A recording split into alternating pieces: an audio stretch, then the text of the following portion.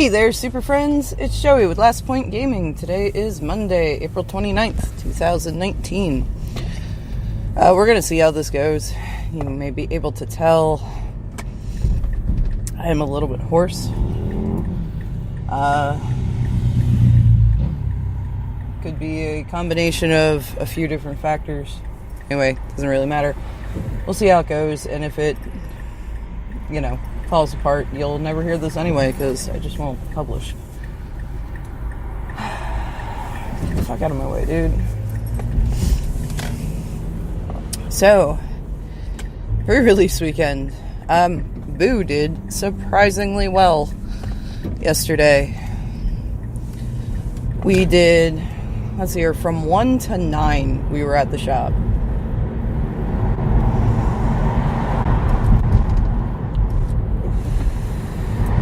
So, 8 hours.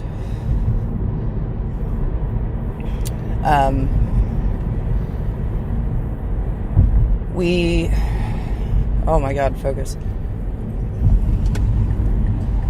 Boss was kind enough to accept my surrender at the end of round 2 of the second event. Because again, it was about 9 o'clock, and I'm like, man, I gotta get her home and off to bed. I gotta get me home and off to bed. And run to the grocery store and this, that, and the other. But we had people dropping like flies at that point because, Game of Thrones was on.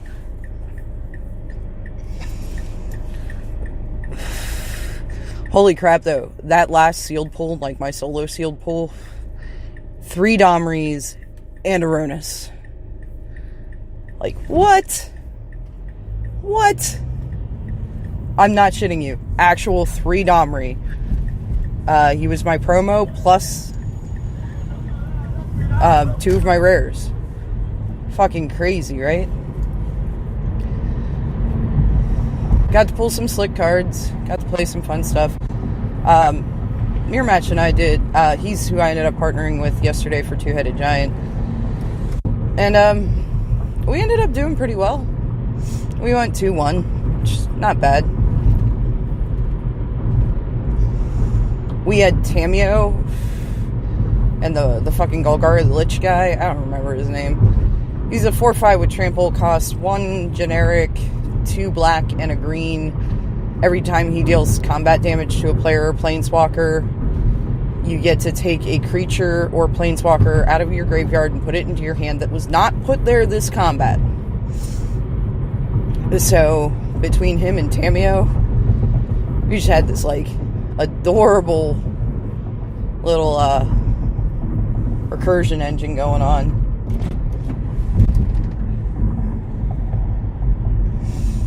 We lost to a very strong proliferate engine, and they got their engine online, and we did not get any of our pieces online. But it was a good time. Fun set. I didn't get to watch, any London coverage. I did hear about the Watanabe thing.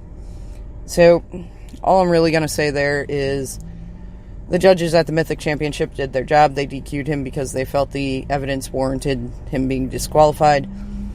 I'm fairly certain a further investigation will be done into this matter to determine if any further action is warranted. But that will be performed by people who have way more knowledge than an Epic Stream article.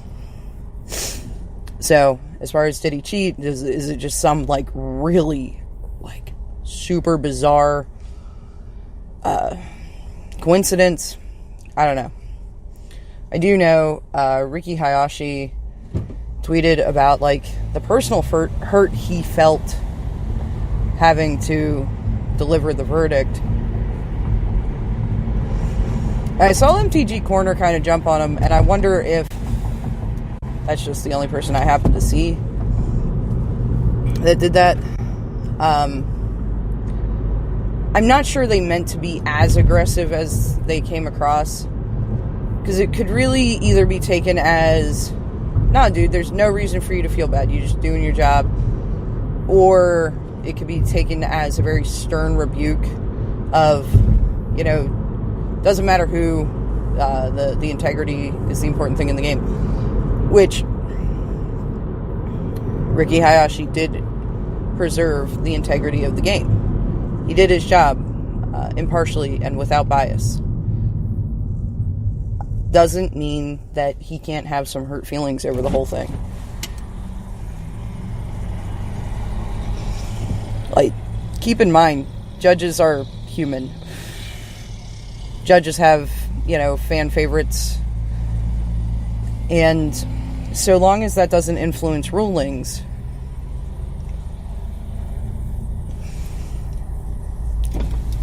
that's fine.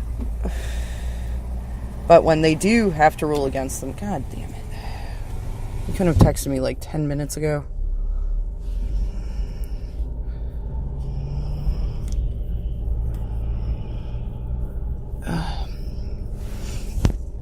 Anyway, sorry.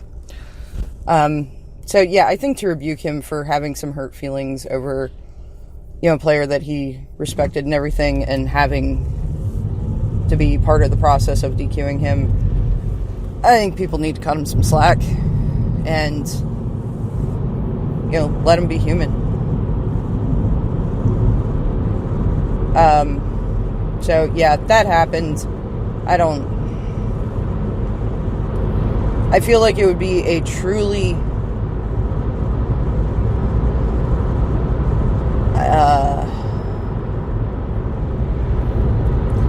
it would be an incredibly strange set of circumstances to lead to the conclusion they came to and not be intentional. However, there may be some possibility. I don't know. I'm not privy to the ins and outs of what led up to this ruling, and really nobody but the players and staff involved. Whoa, dude, what are you doing? Please don't try to kill me. Come on, yo. Just trying to drive here. Anyway, what I will say is I have a lot of respect for Ricky Hayashi as, a member of the judge program, and a very high-ranking, influential member of the judge program. And again, regardless of his personal feelings for Yuya, he did his job. So, for him to express some remorse, it's not unexpected. So, let's hear. What else do I got to talk about? So, number one question in the pre-release events that I worked was about KefNet. And it's kind of funny in that way that I'm old. I'm like, don't any of you young whippersnappers remember Miracles? So, if you're curious and don't already know, KefNet's triggered ability the first time you draw a card each turn, it's Miracle. Except you're casting a copy at a reduced casting cost instead of like the whole Miracle cost thing, and casting the actual card. But it functions the same as Miracle. You have to cast it right then. You can't set it. It's not like the Snapcaster flashback trigger where you target a spell and then you have until the end of the turn to use that spell. It functions way closer to how Miracles work, in that if you reveal that card, you got to put the copy on the stack right away. A lot of people were really confused about that one. Also, Massacre Girl caused me a hell of a lot of headache in round 1 of the Saturday Two-Headed Giant. I mean, and that's really where the complication came in, is player A and player B are on the same team, player C and player D are on the opposing team. Not that, well, they kind of factor in. So, player A casts Massacre Girl. Trigger goes off. One of player D's creature dies. Triggers her again. Player B, who's player A's teammate, has Herald of the Dread Horde. It's the 3/2 black creature that when it dies, you amass 2, I think. Oh, hi. Where'd you come from? Yeah, so you amass 2. So the second Massacre Girl trigger hits, Herald of the Dread Horde dies, which will cause a third trigger of Massacre Girl. So the question is, where does the amass trigger go on the stack? The short answer, without delving into the individual bits and pieces of this, is because player A and B are on the same team and control the permanents that are involved here, that they control these triggers, they choose how to stack them. So, Herald of the Dread Horde dies, which causes 2 triggers. Causes Massacre Girl to trigger again, and it also causes the amass trigger. So, the appropriate choice, if you want to get your max value, is to stack the amass trigger first, then the Massacre Girl trigger. She goes off again. Her trigger happens. Lethal damage is now marked on another creature that player C controls. Or, it's not technically damage, -X, but whatever. Another creature dies, causing another trigger of Massacre Girl. That goes on the stack before the amass trigger goes off. That's still chilling in the stack because a new thing has been added to the stack. And it will keep going until Massacre Girl runs out of shit she's killed, stops triggering, and then the amass trigger finally resolves. It was a complex call, and really the opposing team had a difficult time accepting the ruling without a detailed explanation of why, which is understandable. I mean, because here they were getting, their opponents were getting all this value off this, and they want to know why. And it's understandable. It's also kind of hard to explain just standing there without looking stuff up. Luckily, the captain was one of our participants. Now, he didn't assist in that judge call. He did say after that round that he was happy to assist in judge calls, for the event, either taking them solo or to, provide backup. And he is a much more experienced judge than I am.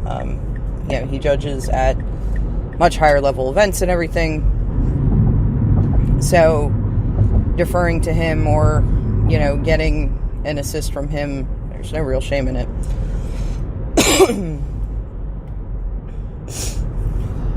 I really do appreciate him being willing to help me out because, I was floundering a tad there. This set, because this is one of the very few pre-releases I've been the official judge on. Usually either judge runs them or, the store just runs them without an official judge running the event. But I'll answer questions for players and everything. But this set in particular has some really wacky shit going on. Fun stuff, neat stuff, but it's causing a lot of questions. There's a lot of throwbacks to old mechanics, like the battalion creature that has faux battalion. Oh, cute. You just didn't want to deal with the hassle of putting that keyword on a card again. And again, Kefnet's ability is functionally very similar to Miracle, the mechanic from Avacyn Restored, which was released just under 7 years ago. So, just fun shit. Boo and I went 0-3 in our two-headed giant. I think, if I recall correctly, she went 1-1-1 with Rockstar.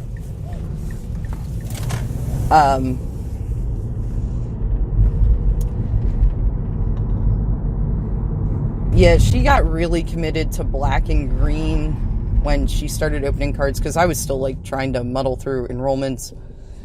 Because I had never enrolled for Two-Headed Giant before, and I couldn't figure out how to set the teams up. Oh, yeah, that's sad. So boss was like, go open packs with your kid and, you know, do your decks and everything, and I'll take care of enrollment, and, you know, it's cool. So she had already opened all of her stuff, and she's like, yeah, I'm playing black-green because, what did she get? She pulled, like, a specific card that she's like, yeah! Oh, God, I wish I could remember what it was. I was like, yeah, alright, fine. So, I ended up playing... Oh, you know what? She ended up black, green, red. Jund. We had a red splash going on. And I ended up blue, white, which... Talk about a mistake. I've never identified so much with the dog, I have no idea what I'm doing memes as I did then. Oh. Hey, I'm home. Sorry, the quality is a little low today. Hopefully it'll be better on Wednesday. But as always, if y'all made it this far with me, thank you very much for listening, and hopefully I'll talk to y'all on Wednesday.